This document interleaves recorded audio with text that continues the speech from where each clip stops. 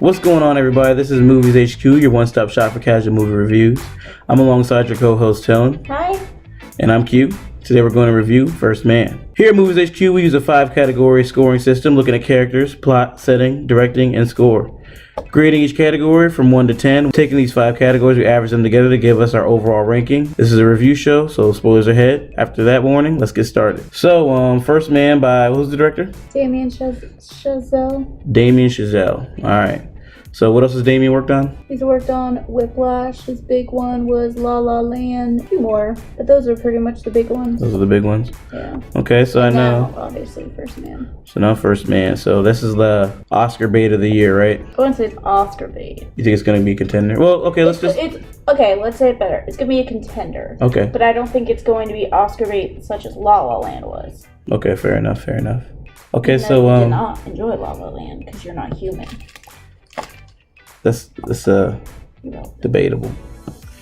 But anyway, okay, so let's start with characters, right? Yes. So characters, what'd you think of? I am not a fan of Ryan Gosling in any way, shape, or form. That being said, okay, I think he's very highly overrated. If you take all of his movies, he could have acted the same as Nick in The Notebook, and he doesn't change. Like, they can physically change him, but he doesn't change. So you feel like he's just a pretty face? He's a pretty face, and he's not even a pretty face. He's very cold. Fair enough. Like, I don't get any emotion from him personally. Yeah, either that's his acting or it's just him. But Neil Armstrong, yeah, like I feel like Neil wasn't a great guy. Like, you didn't see much warmth towards his family at all. There was warmth. I think it was also he knew it was at risk. I mean, I just don't think he's a good actor. Don't think he's a good actor. Okay. Well, so yeah, no, not good. He's good. He's overrated. Overrated. Okay. So I thought he did a decent job as Neil Armstrong. But yeah, so he has a lot of tragedy. Looks like. I mean, it starts off. Movie starts off. His daughter Karen dies. Wait, he is good in Lars and the Real Girl. He's good in that. Okay, you'll give him that cameo. Okay, good. But so there's a lot of tragedy. And maybe that's why he was so cold and kind of cut off in the movie. And I think they kind of showed that. But you're right. I mean, I don't think anything crazy grabbed me from Neil Armstrong or Ryan Gosling's performance. Oh, yeah. But someone who really caught my eye was Janet Armstrong, played by Claire Foy. I thought she killed it. Girl. So you've seen The Crown. Yes. So she plays the Queen. Yes. So I've not seen it, but I've heard good things about it. Incredible. So I thought I think without her, the movie would have definitely suffered.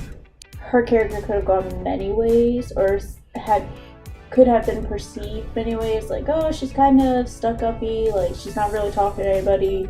The truth was, she was supportive in the most supportive sense of the word, and also concerned, and she had to play that balance. Yep. Which is not easy to do. No. So I wonder how much the family was involved with this movie, because it kind of seemed to me that both the Armstrong family, Janet and Neil, they're kind of cold individuals. So maybe they're calculating or very, I don't know if that's how they're just are and that's how they wanted to portray them, or if that's just how they are.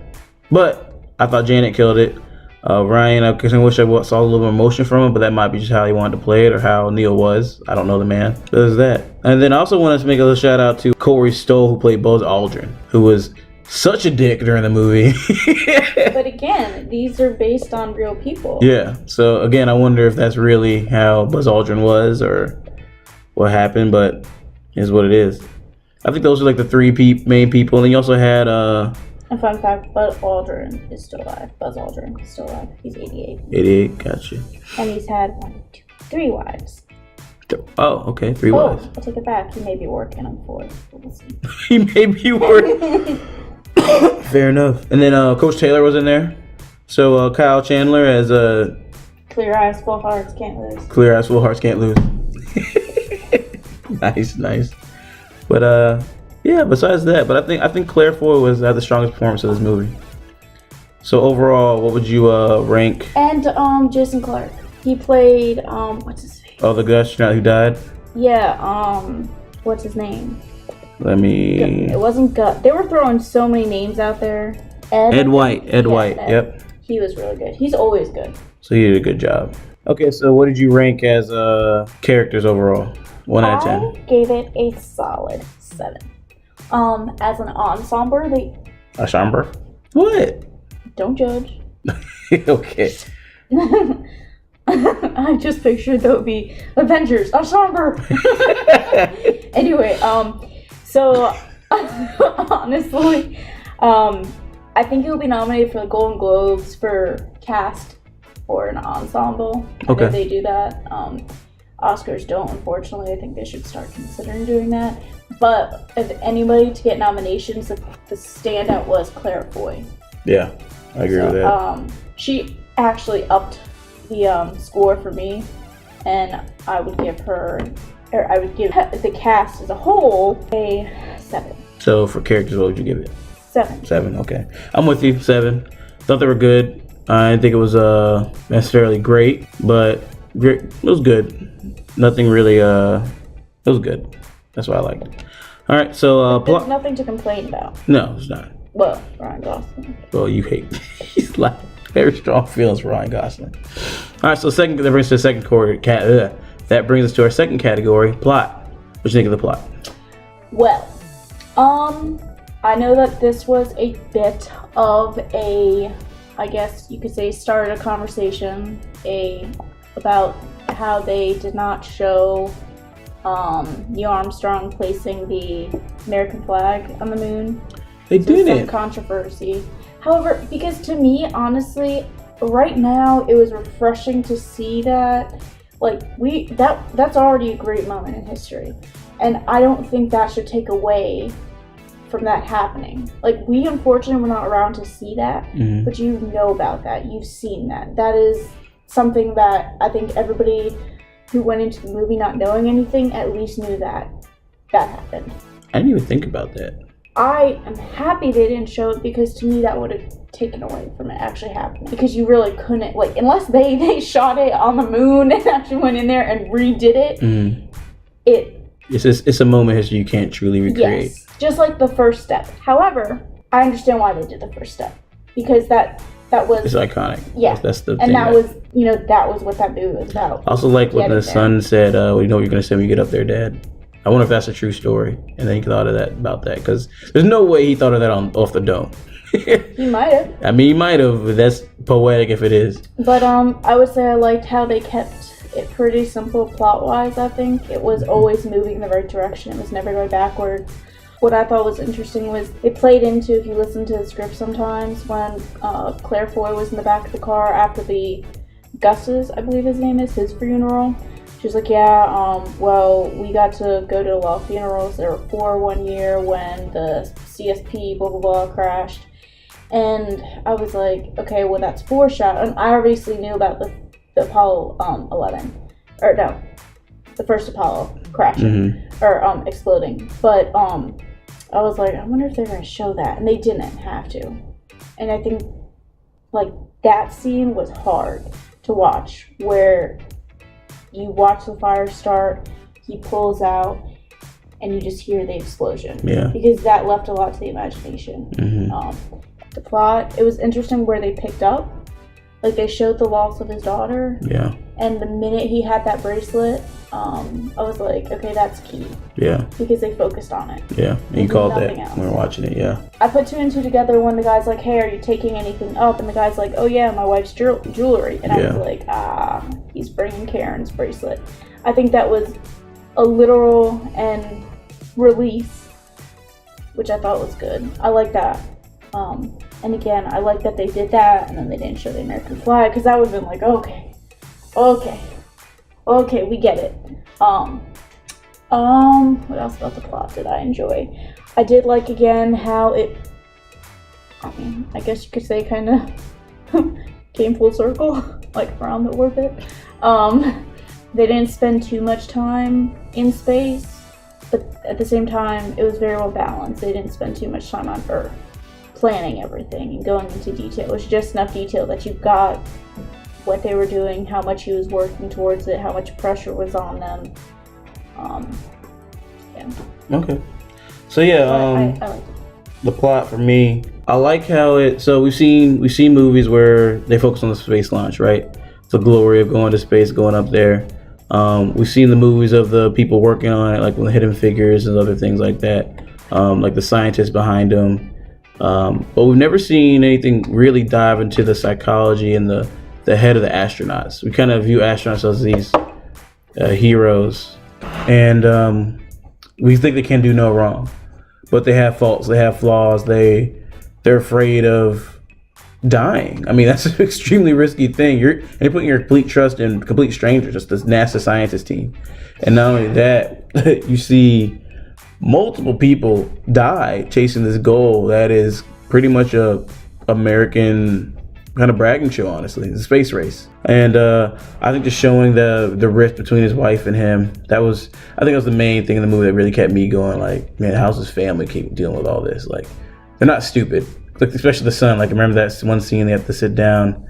He's like, "Are you coming back?" And you can't even look him in his eyes. He can't even really say it. He's just. But that's gonna be, for how many movies I've seen and how many stories I've seen about the space race, I've never seen the movie do that. So, for that, plot wise, you haven't seen Apollo 13? I haven't seen it in a really long time. I gotta rewatch it. You have to rewatch it. So, what? The right stuff. I haven't seen that one. So yeah, that really reached me. So the plot. So what would you give this out of 10? Or 7. Oh wow. Oh 7. sorry. 9. 9. Again, I think there's a lot they could have added, but I like the direction they went in. And again, I know a lot of people were not pleased with that, but I think they did the right thing. Gotcha. I'm gonna give it an 8. That was good. That was pretty great, but I don't think it was enough to get to that 9-10 category. But all right, now directing. What do you have to say about directing? I have a crush on Damien.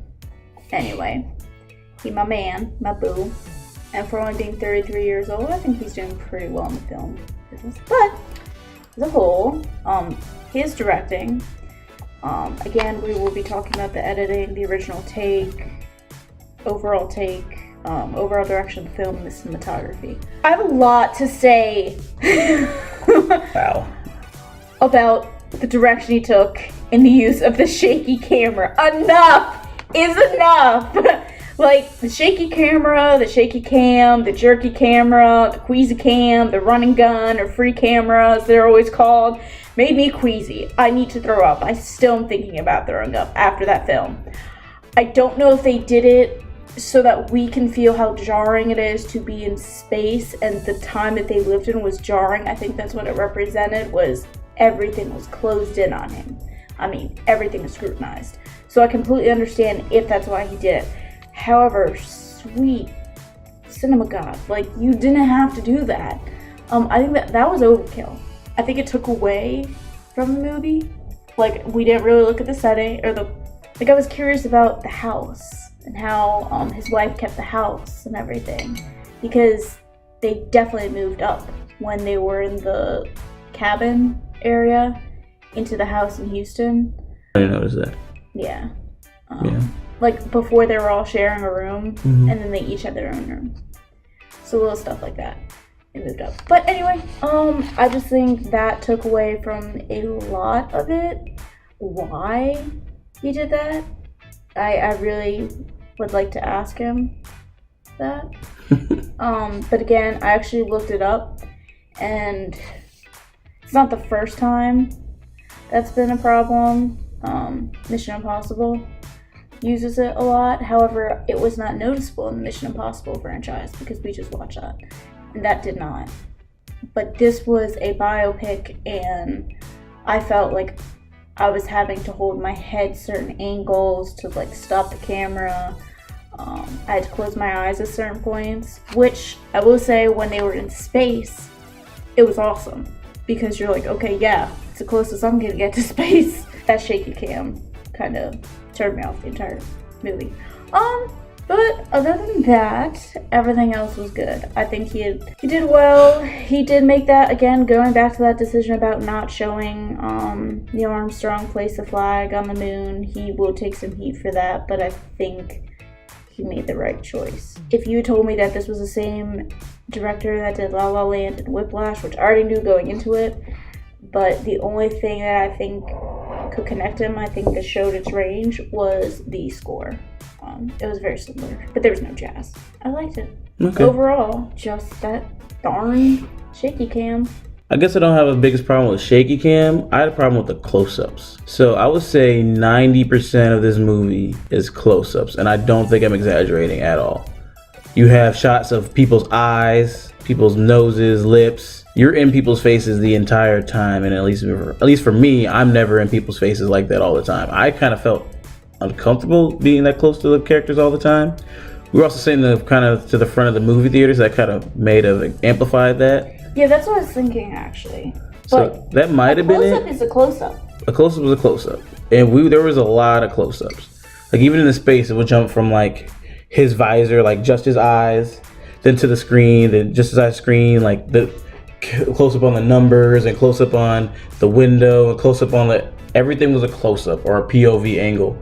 And I know we watched Hardcore Henry a while back, and that made us look shaky and kind of queasy a little bit. But that was the gimmick of that movie. This is a movie and there's a lot you can tell in just body language and a full performance. Everything was in the face. So that's my biggest directing hit. And then you're right, I love Whiplash, and La La Land was a decent film. I liked it.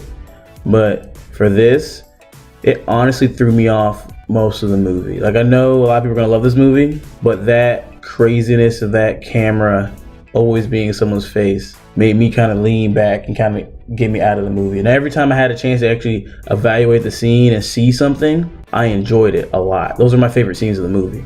But besides that, you're just in everyone's face. Especially, for example, that kitchen scene when he's talking to his kids. I think if they kept it zoomed out, I'm kind of observing that, I think it would be a lot more impactful. But just you go from face to kid face to mom face, his face, mom face, his face. Like, just let us observe it, watch it happen naturally. So I didn't love that, but you're right. I think the shaky cam and that, I think it really hurt the movie. But I know some people are gonna love it. I was not a fan of it. So overall directing, what would you give it? 7. 7? Yeah. So I'm gonna give it a 6. I thought it was good, but those close-ups and those shaky cams really drew me out of the movie. I think I would have enjoyed it a lot more if it wasn't there. Okay, so now let's go to the next category in setting. So the world building, what we think we thought about the world. Give me your thoughts. I felt very trapped in it. In a good way or bad way? In a bad way. Okay. But I think that was the feeling we were supposed to feel, I think. Because here's a guy who, his therapy when he gets sad is to go look at the moon. I think that was done on purpose, but I would have really liked to explore the house more. I know that's maybe just because I like Holmes, but I like to see the sets more. The production design, a lot of time goes into it.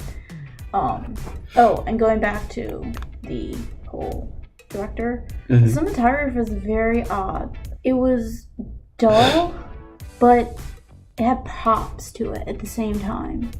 Think about her dresses. Okay. So anyway, but overall the setting, I think the setting, I couldn't tell where we were any of the time. So. Yeah, so I give it. But also, you didn't need that. I think you did. So the set, I think, is just very subpar. It didn't focus on it at all because you were always looking at someone's face. Yeah. You're either in someone's face or you were in a cockpit.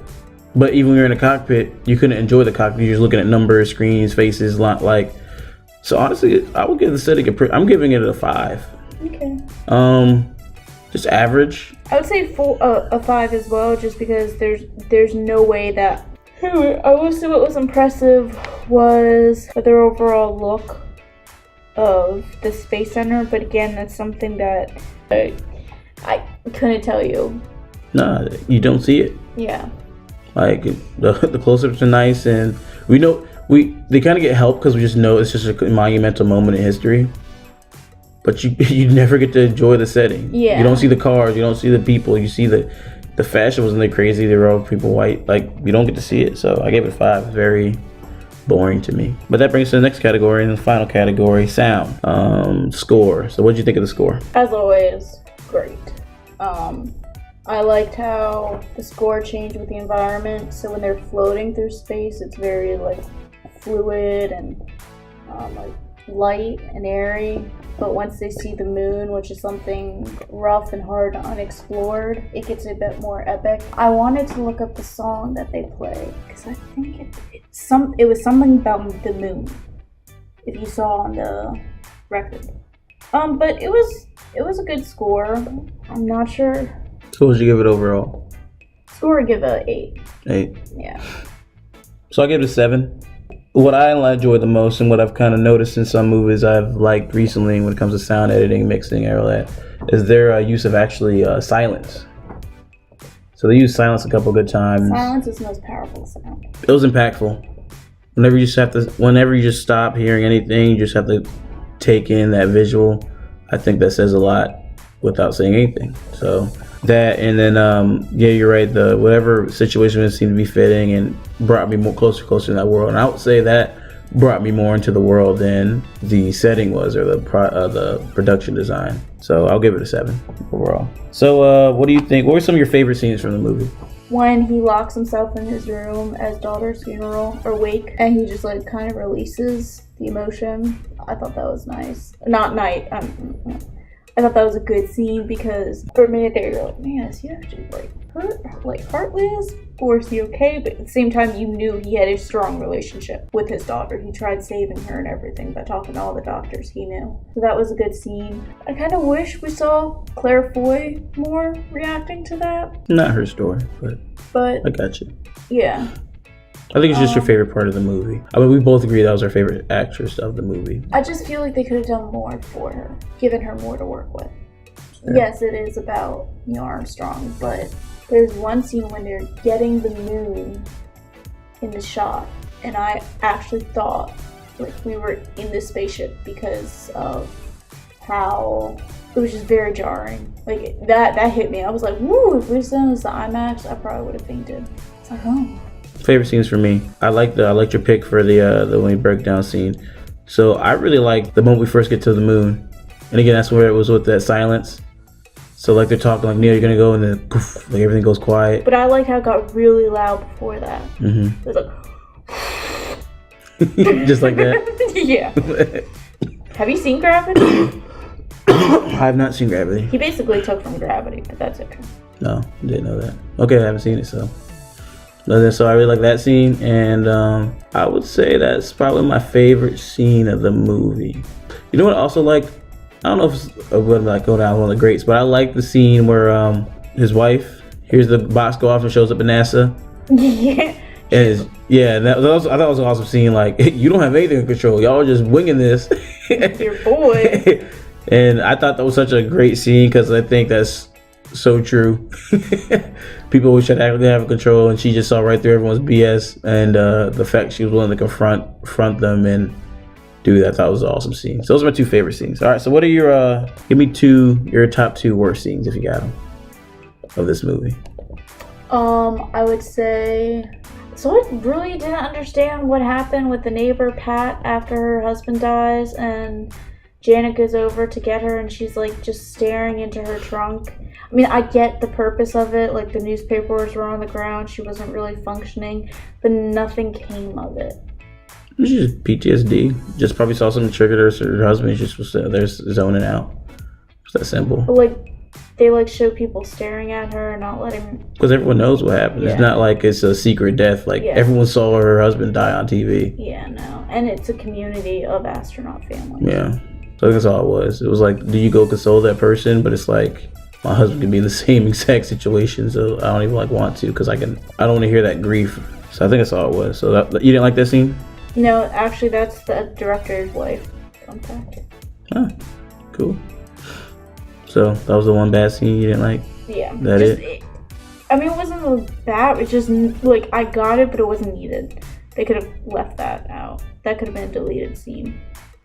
Because you already knew what she was thinking. The whole point of having Claire Foy be uptight and everything is because she's on edge. She's so concerned. So they didn't really need that. And then, all right, bad scenes for me.